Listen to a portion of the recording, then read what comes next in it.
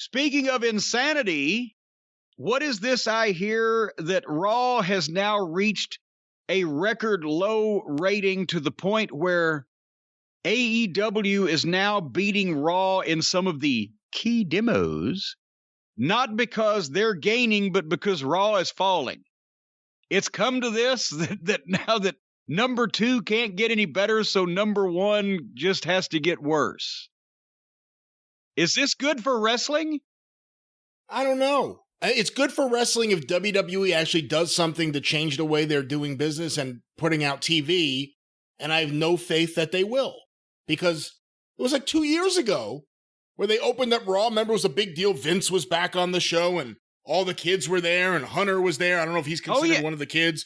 We heard you. We hear you. We're going to change this shit, right? That's right.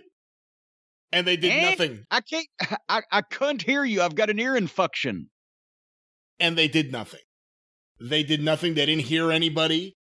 And the ratings have been going down. And obviously, right now is a weird period of time. There's no crowds. It's the pandemic era. But the TV shows are bad to the point where we watch NXT. You like it a little better than I do. We watch AEW. Even though we pick apart a lot of it, and some weeks all of it, it is at least entertaining and moves. The attempts we have made in the past to watch Raw and SmackDown, but specifically Raw, we both gave up quickly. It's a really bad show, and it's impossible to get through. Well, the reason I like NXT more than you do, I think, is because of my background. The people, the talent on that program are at least professionally trained athletes in shape. You can see that something could be done with a lot of these guys. Not everybody, and they still have a wide variety of middle schoolers on the roster, and there's nothing amateur necessarily. AEW corners the market on amateur, outlaw, unplanned, good God, look at that hokey horse shit. A lot of times it just degenerates into cable access, indie level shit, and you can at least laugh at it, and it does move, and there's always chaos going on. But it offends me more as a professional than NXT does. NXT has quite a few good, potentially great talents. As I said, well-trained. It's a professional program. It's just fucking boring in a lot of cases, and it suffers not as much as Raw and SmackDown do, but still from the fact that whereas AEW looks... The only thing that looks real about AEW is it looks like they really didn't plan any of that shit. They just went out there and they're just fucking doing shit. Like we used to do in fucking... when the teacher wasn't in the classroom and everybody wanted to reenact the fucking wrestling match from the previous week's TV on Saturday morning. That's what AEW looks like. NXT has had, and all of the WWE programs have gone completely the other way and have had every bit of spontaneity wrung out of them and polished out of them and overproduced out of them and rehearsed out of them and scripted out of them. So it's a boring program in most cases with a few stars that shine through, but everybody at least is well-trained and professional. It's just bleh. Whereas on the other side of the fence, it's goddamn, here comes the clown car and the chimpanzees are jumping out of it. It doesn't make any fucking sense, but it's something to look at. It's a better, you know what? That's the thing. It's a better show. And it just offends me more as a professional. I can understand that. But when it comes to NXT versus AEW, NXT's sterile. Do you want to watch a guy who's heavily sedated in a rubber room doing nothing? Or do you want to see the monkey throwing shit against the wall? That's what it is. And that's NXT. Raw and SmackDown, the attempts we have made to watch those shows. NXT is sterilized WWE wrestling under Triple H. Under Vince... With younger guys that move a little faster. Under Vince McMahon and Bruce Pritchard, it's unwatchable. It's unwatchable. And they have to turn things around, and I don't know if they're going to be capable of doing it, because Vince reacted to Nitro. He was a lot younger. And all of a sudden he changed the way they did TV. But after a while, it was kind of like, this is what we do. We know what we're doing. And it was like an overconfidence that they understood what they're doing. AEW listens to their audience better than WWE listens to their audience. Well, yeah, to be fair, AEW's audience, every single one of them's on Twitter is 6 different people. So they're easy to listen to. But you know what I'm saying? AEW fans. Yes, I know. I do concur there. Yeah, AEW fans, even when the most hardcore fans have problems, it's never like, why am I watching this show? I'm not coming back. With WWE, you see people that say, why do I waste my time watching this show? I mean, I'm one of those people that stopped watching. I stopped watching Raw altogether, stopped watching SmackDown altogether. Every now and then someone will say, oh, there was something great on the show. Send me a clip of that. Yeah. Because I'm not sitting through that entire show. I don't ever want to see another Vince McMahon / Bruce Pritchard production because it's bad TV. Well, here's the problem is that it's easy to say the things that they should do. You know, it's just hard to implement them with the hole that they've dug for themselves. Yeah, you should push more of the fucking talent you got that can get over and less of them that are just fucking interchangeable, same size, bland, blah, blah, blah.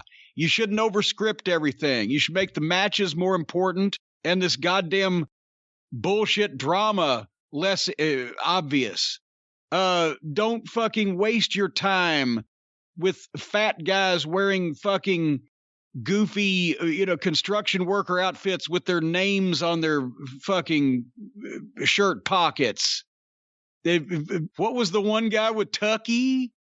Or whatever just goofy gimmicks. It's back in the 90s. I'm surprised they haven't brought TL Hopper back. The fake TL Hopper and the fake goon. Well, you have to specify. It's the 90s before they had to change. Well, yeah, and Bruce loved that shit, and Vince loved that shit. When they were doing that shit, Bruce tried to defend TL Hopper and Freddie Joe Floyd and the Goon to me for days and days. But the point is, it's easy to say all the things that they shouldn't be doing and that they should do more of because that's wrestling. Do more of these things and less of this bullshit stuff. But everybody in control of that program has their head up showbiz's ass and wouldn't know wrestling if it bit them on the fucking dick. Because they've been away from it for so long. Bruce remembers Houston wrestling, but it sure doesn't look like it. Vince is, I don't know what the fuck. But with SmackDown and Raw, they've done the Thunderdome. That's always the company's responses. Because that's a Kevin Dunn and a production thing, and that's the writer's thing, and that's the producer and Vince thing. Let's make the show bigger and brighter and look better, and we got the Thunderdome and the fans in the stands innovation, the virtual fans and the fake noise and the blah, blah, blah, and the bells and the whistles and the bullshit, which is like a really good sauce covering up the fact that you just served a rancid piece of dog meat. They never upgrade the product, the way the product is presented, the way the product is performed, the seriousness of same. Concentrate on top guys. Don't do so much fucking ha-ha bullshit comedy, the things that would help the show, because that would compromise the writer's existence and the production people's existence and everybody that's controlling that show except the people that are actually on it, who are just bit players doing this hokey horse shit they're told to do. So some of these guys might be able to get over. Most of them probably can't. Because at this point, I don't think anybody knows how. They're not even teaching it anymore. But we'll never know because they won't turn the goddamn lights off in the arena and the fake crowd noise off and goddamn fire the writing staff and just bring one booker in to make some matches and tell the guys go figure it out and fucking get over. So there you have, then again, it's the exact opposite problem over on the other show, where they're letting the guys do anything they want to fucking do, and all of that is a very, very serious error, because that's what you're getting is a bunch of fucking guys that don't know what they're doing or how doing anything they want to do, and meanwhile the production looks like shit. And fucking Everything the WWE does well, in AEW doesn't do at all, and vice versa. It's like a goddamn bizarro world image of wrestling shows. Raw averaged 1.53 million viewers. And one of the big important facts is it wasn't people watching and then turning it off. People didn't tune in to start the show. People just weren't there. They weren't interested in whatever was going to be on this show. AEW, as you said at the top, they won all 3 hours in the key demo. And I know a lot of fans jump on that. Like, what does that mean? It's a made-up thing. Well, it's a legitimate thing. It is what advertisers look for in a television show, not just a wrestling show, but any television show. How are they doing in the key demo? The youth demographic mostly, but it could sometimes expand to be a bigger number of years that will be covered in that demographic. It can sometimes expand to be bigger, like the demo god himself, Chris Jericho, has expanded to be much bigger. Well, there you go. But the point is, it's a real thing. It's a real thing. And AEW beat Raw in all 3 hours, and Raw did 1.53 million. AEW did just under 1 million, I think, last week. They're closing the gap. Things could change. The gap could expand again, but they're closing the gap rather quickly. How do you think Vince reacts? But then that's the problem. They're not closing the gap is closing because AEW is sitting there and the WWE is falling off a bridge on top of them. So yeah, the gap is closing. Pretty soon, WWE is going to land straight on AEW's head. That means they're going to be down there in the fucking ravine too. After a while, Vince didn't have to do anything. Vern was going to put himself out of business. You know, I mean, sometimes you could just sit back, but my question was going to be, how does Vince react if sometime between now and 6 months from now, AEW is doing a bigger overall rating than Raw? How would Vince react, you think? He would fire everybody in sight. But the problem is, he's already fired everybody in sight, for the most part.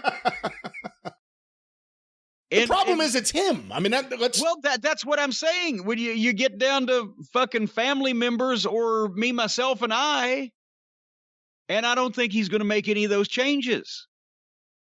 And they've lost the plot on what the wrestling business is because they think they've reinvented it to something that's bigger and better when in fact it sucks balls and is so much worse. So... And to be honest, I mean, you know, and we can be honest with everybody at Christmas time here. It's not like if anybody went back to a good wrestling show that it would matter now to begin with, because they've killed that. The cosplay wrestlers over on TNT and the fucking sterilized wrestlers over on USA, and it's all hokey and it's all showbiz. So nobody's ever going to take this business seriously again. You'll never draw mainstream crowds in NBA arenas on a regular basis like you did before. Everybody knows not only that it's a work, which that's knowledge has been out there for a while, but it's been pounded into their heads, and then it's been made, the entire business has been made meaningless as just some fucking thing where you watch monkeys flinging poo. So now it's down to a niche audience, and they're not even doing a good job interesting the niche audience. We have bigger growth talking to the fans that used to like wrestling and are offended by what they've done to it than they have actually presenting a wrestling program. So there you go. I guess maybe just go out and take a fucking egg beater and shove it up your ass and spin.